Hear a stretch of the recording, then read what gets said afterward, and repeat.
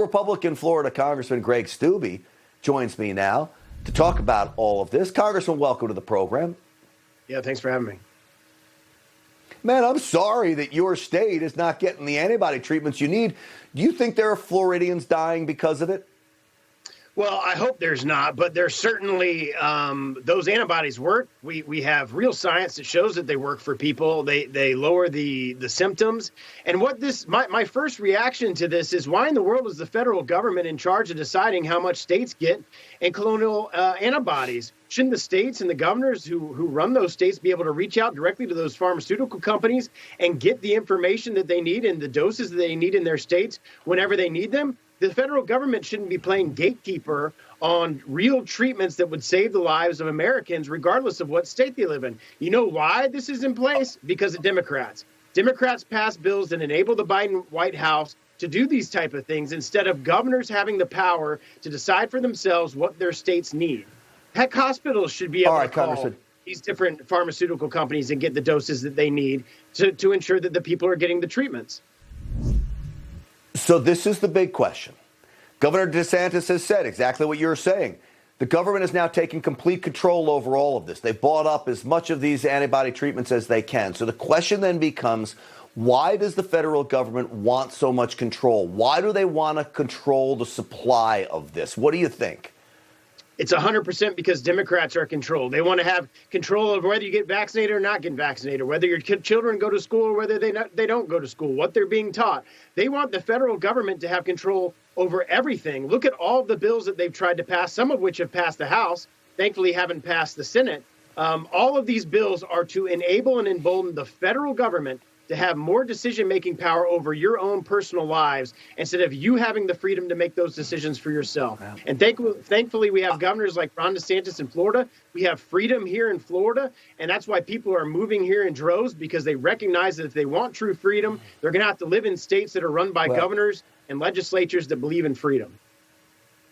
I do believe the other reason all this, as I said earlier, is it's also vindictive. I think Joe Biden wants to punish red states, and they want to control these treatments to punish those people who voted for President Trump or didn't vote for Democrats in those states.